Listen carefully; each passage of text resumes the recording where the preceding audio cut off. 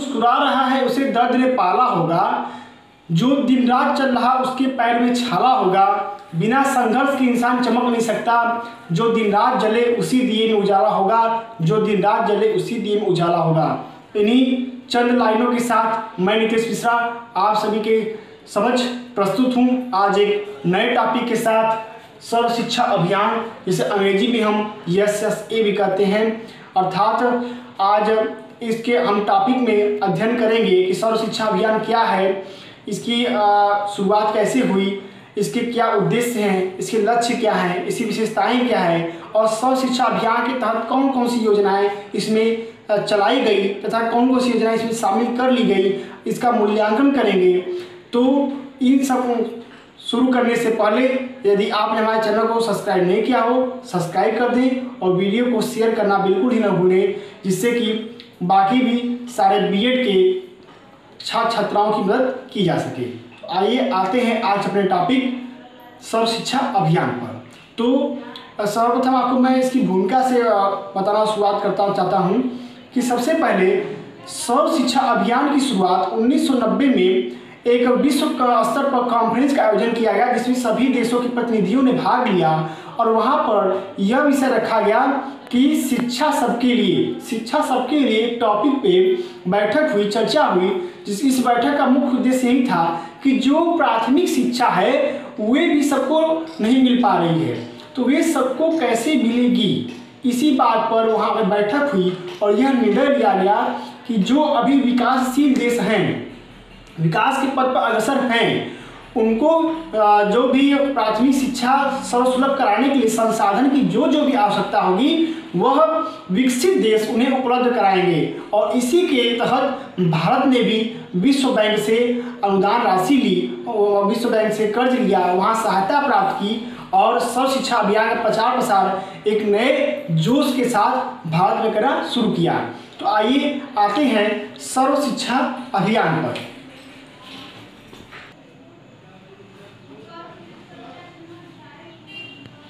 SSA अर्थात सर्व शिक्षा अभियान। तो सर्व शिक्षा अभियान भारत में इसलिए लाया गया क्योंकि जब भारत का संविधान लागू हुआ था उस समय यह लक्ष्य रखा गया था कि संविधान लागू होने के 10 वर्ष के भीतर सभी बच्चों को प्राथमिक शिक्षा उपलब्ध करा दी जाएगी। लेकिन हमारा देश अपने इस लक्ष्य को पाने में सन 2000 तक भी हम प्राथमिक शिक्षा के सार्वभौमिकरण अर्थात सबके लिए प्राथमिक शिक्षा उपलब्ध कराने में असमर्थ रहे। और इसी को देखते हुए भारत सरकार ने एक विश्व बैंक से पैसा लेकर अभियान की शुरुआत की, जिसे हम सर्व शिक्षा अभियान कहते हैं। और यह अभियान की शुरुआत भारत में नवंबर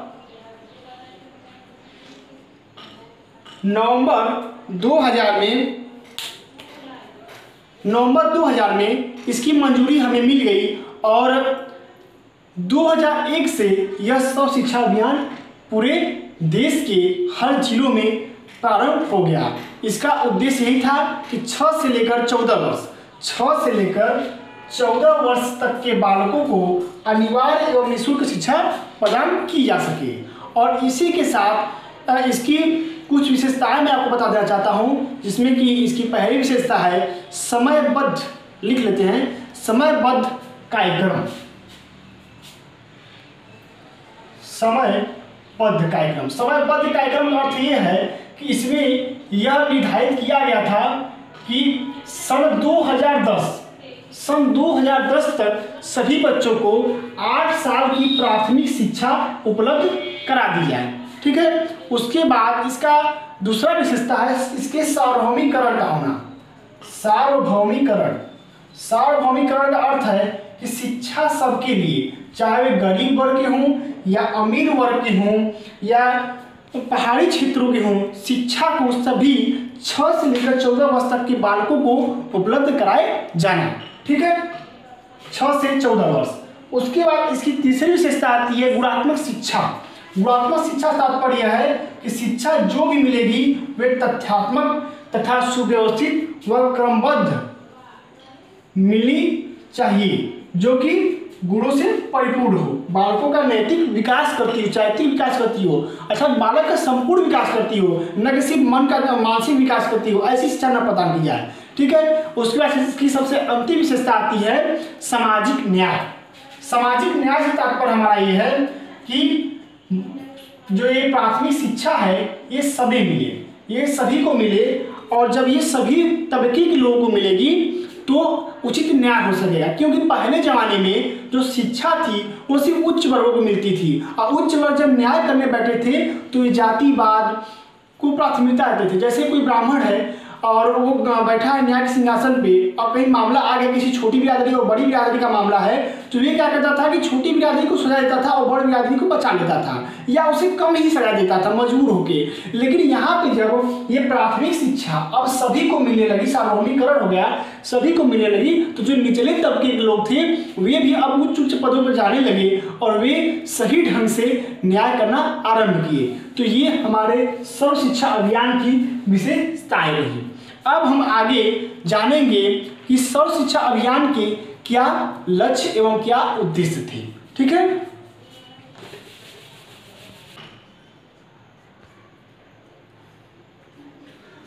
तो ये हमारे सर्व शिक्षा अभियान का लक्ष्य है।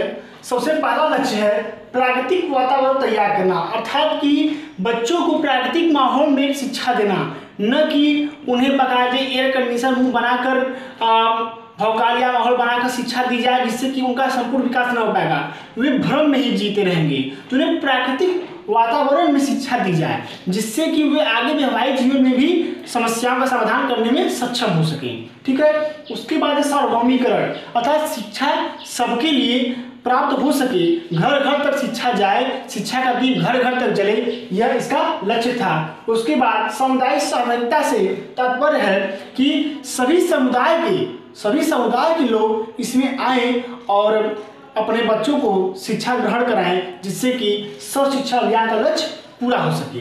उसके बाद आता है मूल्य आधारित शिक्षा। मूल्य आधारित शिक्षा का अर्थ यह है कि प्राथमिक शिक्षा में नैतिक शिक्षा का विकास करना, उन्हें सामाजिक मूल्य, आर्थिक मूल्य, उसके बाद राजनैतिक मूल्य, हर प्रकार के मूल्यों की शिक्षा उन्हें प्रदान की जाए जिससे कि वे बातों को समझ सकें। ठीक है, उसके बाद सामाजिक, क्षेत्रीय एवं लैंगिक असमानता की समाप्ति।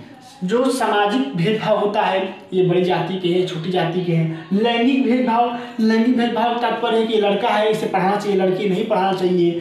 क्षेत्रीय भेदभाव, ये जंगल से आते हैं कि इन्हें दूर बैठाया जाए, ये शहर से आते हैं कि इन्हें आगे बैठाया जाए, ऐसा कोई भेदभाव न हो। इन सभी भेदभाव की समाप्ति के लिए ही सर्व शिक्षा अभियान चलाया गया कि सर्व शिक्षा अभियान चलाने से बालक प्राथमिक शिक्षा की जानकारी लेंगे, वे आपस में बैठकर शिक्षा ग्रहण करेंगे तो उनका ज़्यादा विकास हो सकेगा, उनमें सहभागिता की भावना आएगी, जाति पात का भेदभाव दूर हो सकेगा। उसके बाद हम देखते हैं इसके क्या उद्देश्य थे। जिसका उद्देश्य यही था कि 2008 तक प्राथमिक शिक्षा जो है सभी तक पहुँच जाए। उसके बाद है 2010 तक 8वीं तक की शिक्षा सभी लोग प्राप्त कर लें। चूँकि इस अभियान की शुरुआत 2001 से हुई थी तो इसका लक्ष्य यही था कि 2010 यानी 9 साल में हम जो है वो कक्षा 8 तक की शिक्षा सभी बच्चों को प्राप्त करा सकें। उसके बाद इसका तीसरा लक्ष्य था कि प्राथमिक शिक्षा की जो गुणवत्ता है उसका विकास किया जाए, शिक्षा गुणवत्तापूर्ण हो। ठीक है, और सबसे अंतिम में इसका उद्देश्य है शिक्षा को व्यवहारिक जीवन से जोड़ना, क्योंकि शिक्षा को व्यवहारिक जीवन से जोड़ना सबसे ज़्यादा महत्वपूर्ण होता है। क्योंकि बालक जब तक अपने व्यवहारिक ज्ञान, जैसे बालक को गया टमाटर लेने के लिए बाजार में, उसे टमाटर 30 रुपये किलो मिल रहा है और उसने दुकानदार को 50 रुपये दिए हैं, तो उसे कितने रुपये वापस होंगे, यह व्यवहारिक ज्ञान होता है। अर्थात जोड़, घटाना, गुणा, भाग, प्रतिशत, ये जो व्यवहारिक ज्ञान है ये बालक को जरूर आना चाहिए। ये हमारा उद्देश्य था सर्व शिक्षा अभियान का। ठीक है, इसके बाद अब हम देखेंगे कि सर्व शिक्षा अभियान के अंतर्गत कौन कौन सी योजनाएं चलाई गई थी। ठीक है, तो इसमें पहली योजना है हमारी, इसे हम लिख लेते हैं अच्छे से। पहला है शिक्षा गारंटी योजना। इसे हम अंग्रेजी में कहते हैं education guarantee scheme.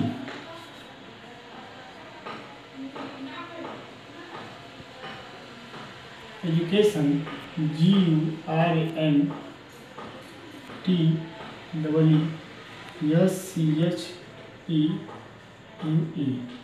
Education guarantee scheme EGS जो है यह बहुत ही महत्वपूर्ण योजना थी सरकार की। इसका उद्देश्य ही था कि कम जनसंख्या वाले क्षेत्र में, जैसे पहाड़ी क्षेत्र हैं, दुर्गम इलाके क्षेत्र हैं, ठीक है, तो वहाँ पे जैसे कि 25 बच्चे अगर हैं, अगर 25 बच्चे पढ़ने वाले हैं तो वहाँ पर भी शिक्षा प्रदान की जाएगी एक छोटा सा विद्यालय खोल के, अर्थात एक छोटे ही रूप में, बड़ा भवन तो नहीं लेकिन छोटे ही भवन बनाकर वहाँ के बच्चों को प्राथमिक शिक्षा उपलब्ध कराई जाएगी। अगर आवश्यकता हुई, अगर 25 से ज़्यादा बच्चे हुए, अगर इसमें 25 प्लस बच्चे हुए तो वहाँ पर प्राथमिक विद्यालय की स्थापना की जाएगी। लेकिन यह व्यवस्था कम जनसंख्या वाले क्षेत्रों में थी जहाँ की 25 या 25 से कम बच्चे पढ़ने वाले हों प्राथमिक शिक्षा के लिए, ठीक है।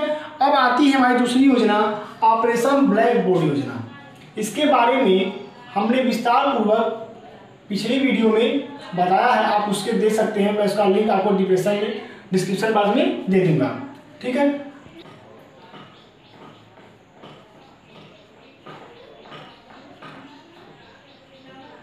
लिंक आपको डिस्क्रिप्शन बॉक्स में दे दिया जाएगा।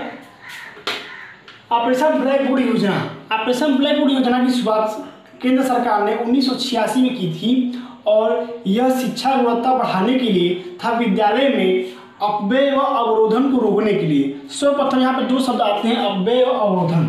तो अपव्यय व अवरोधन का हम अर्थ जान लेते हैं कि अपव्यय व अवरोधन का अर्थ क्या होता है। अपव्यय का अर्थ यही है कि प्राथमिक शिक्षा में जो बच्चे बीच में शिक्षा छोड़कर चले जाते हैं तो उन पर जो समय, कापी किताब, ड्रेस, जूता मोजा और उसके बाद बाकी भी जो शिक्षकों के लिए वेतन जो भी खर्च होता है वे सारा व्यर्थ चला जाता है। तो अपव्यय को रोकने के लिए, अवरोधन से तात्पर्य हमारा ये है कि बच्चों को पूरे घंटे विद्यालय में रोकने के लिए, क्योंकि विद्यालय में जो छात्र होते हैं वो भगोड़े टाइप के होते हैं, वे आते हैं 2 घंटे पढ़ते फिर चले जाते हैं। तो ऐसा ना हो, इसके लिए अपव्यय व अवरोधन को रोकने के लिए, शिक्षा गुणवत्ता बढ़ाने के लिए ऑपरेशन ब्लैक बोर्ड योजना 1986 में चलाई गई थी। 1986 में यह चलाई गई और उसके बाद 2003 में इसे सर्व शिक्षा अभियान में मिला लिया गया, ठीक है।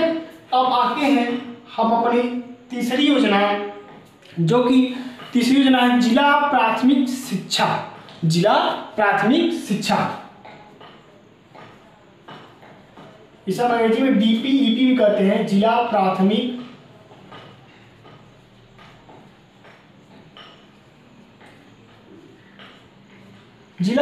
शिक्षा कार्यक्रम।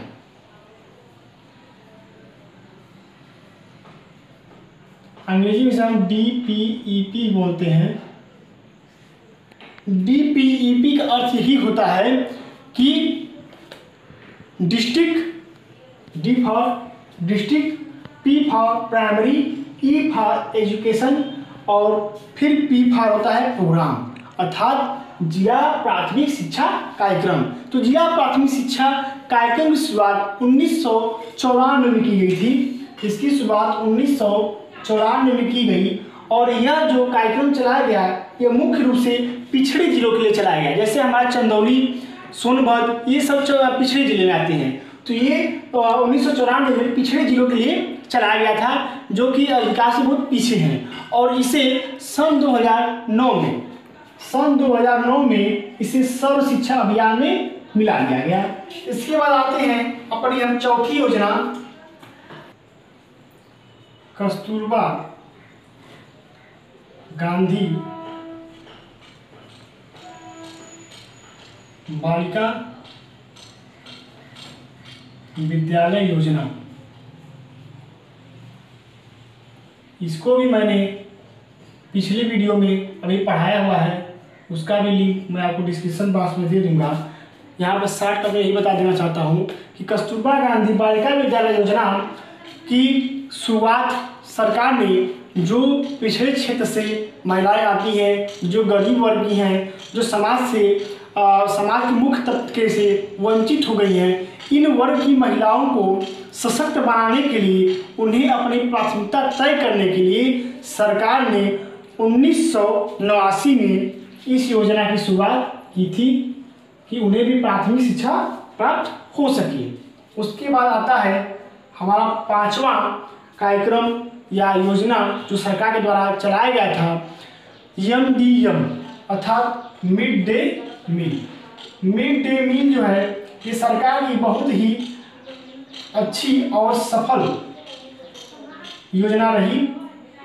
मिड डे मील यह मध्याह्न भोजन योजना के नाम से भी जानी जाती है। इसके तहत बच्चों को विद्यालय में रोकने के लिए यह योजना शुरू की गई और इसमें बच्चों को लंच के समय भोजन प्रदान किया जाता है। और यह योजना 15 अगस्त 1995 को शुरू हुई थी, 15 अगस्त 1995। और उसके बाद यह 2007 में सर्व शिक्षा अभियान से मिला लिया गया इस योजना को। उसके बाद हम देखते हैं आगे महिला समाख्या योजना। महिला समाख्या योजना जो थी इसका भी वीडियो मैंने पिछले क्लास में डाला हुआ है, उसका मैं लिंक आपको डिस्क्रिप्शन बॉक्स में दे दूंगा, आप वहां से पढ़ सकते हैं विस्तार पूर्वक। ठीक है, महिला समाख्या योजना। महिला समाख्या योजना 1989 अर्थात 1989 को शुरू की गई थी। यह योजना सरकार द्वारा इस उद्देश्य चलाई जा रही थी कि जो महिलाएं हैं वे प्राथमिक शिक्षा ग्रहण कर सके और समाज में अपनी स्थिति को सुधार सके, अपने बच्चों को भी पढ़ा सके और उन्हें विद्यालय जाने के लिए प्रेरित कर सके, अपनी प्राथमिक आवश्यकताएं को निर्धारित कर सके। इस उद्देश्य से यह महिला समाख्या योजना चलाई गई थी। उसके बाद आता है हमारा सबसे अंतिम योजना जो सर्व शिक्षा अभियान के तहत चलता है, इसका नाम है जनशाला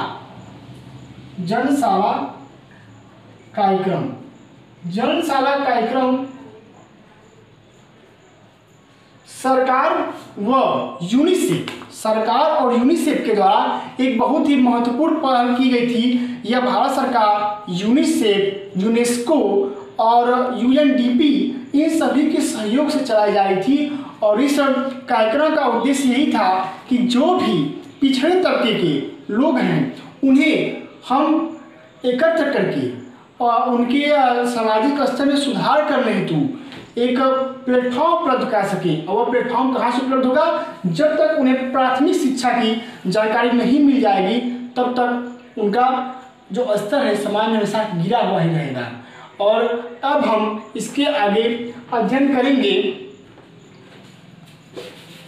प्राथमिक शिक्षा के क्या क्या उद्देश्य पाने में कितनी सफलता उसे मिली, इसका अध्ययन किया जाएगा। अर्थात इसका हम मूल्यांकन करेंगे कि सर्व शिक्षा अभियान का क्या असर रहा भारतीय शिक्षा पर।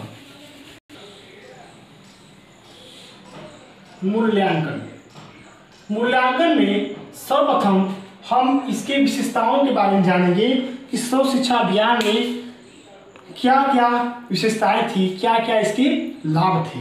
तो सर्वप्रथम आपको बता देना चाहता हूं कि दिसंबर 2014 तक 4 लाख प्राथमिक विद्यालयों की स्थापना की गई, जिसमें प्राथमिक विद्यालय व उच्च प्राथमिक विद्यालय शामिल थे। उसके बाद सर्व शिक्षा अभियान लिखते चलते हैं कि सर्व शिक्षा अभियान के तहत शिक्षकों की भर्ती हुई, शिक्षकों की भर्ती हुई थी, इनकी संख्या 2 लाख से अधिक थी। उसके बाद सर्व शिक्षा अभियान के तहत निःशुल्क शिक्षा प्रदान की गई। निःशुल्क शिक्षा का अर्थ है कि कोई भी शिक्षा पर खर्च न होना। उसमें निःशुल्क कापी किताब, ड्रेस, उसके बाद क्या कहते हैं जूता, इन सभी का वितरण किया गया। उसके बाद आता है MDM अर्थात मध्याह्न भोजन योजना। दोपहर में खाने की व्यवस्था की गई। और अवरोधन में कमी, सर्व शिक्षा अभियान के द्वारा अवरोधन में भी कमी आई। अवरोधन क्या होता है मैंने बता दिया है। अवरोधन के बाद आता है अपव्यय में भी कमी आई सर्व शिक्षा अभियान के द्वारा। बच्चे जो थे वे बीच में शिक्षा छोड़ के नहीं जाते थे, वे टिके रहते थे। उसके बाद पाठ्यक्रम में सुधार। पाठ्यक्रम में भी सुधार किया गया समय समय पर। उसके बाद 8वां, तो अवरोधन में भी कमी आई। अब आते हैं 9वां है कि बालिकाएं भी प्राथमिक शिक्षा की तरफ आकर्षित हुई, और क्योंकि बालिकाओं की स्थिति समाज में थोड़ी दयनीय थी, थोड़ा दब की थी, तो प्राथमिक शिक्षा ग्रहण करके वे भी आगे की माध्यमिक और उच्च शिक्षा के लिए प्रेरित हुई। ठीक है, अब आते हैं इसके दोष के बारे में। तो इसका जो दोष है, सबसे पहला दोष है कि जो ऑपरेशन ब्लैक बोर्ड योजना के तहत सामग्री मिली थी, वे बहुत ही घटिया किस्म की सामग्री थी। इसकी सामग्री बहुत ज़्यादा दिन तक विद्यालय में नहीं टिक पाई। उसके बाद सर्व शिक्षा अभियान का जो लक्ष्य है, उसे देखकर तो लगता है कि सभी लोग भारत में साक्षर हैं, लेकिन ऐसा कुछ भी नहीं है। यह सिर्फ कागजी हकीकत है। वर्तमान में भी अभी भी जहाँ तक मुझे लगता है कि 1 करोड़ बालक अभी प्राथमिक शिक्षा से वंचित हैं।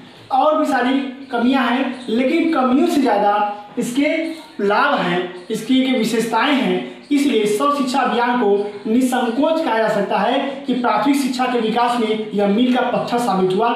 इसी के साथ यह आज का वीडियो सर्व शिक्षा अभियान का समाप्त होता है। यदि आपको वीडियो अच्छा लगा हो, लाइक शेयर कमेंट जरूर करें। धन्यवाद।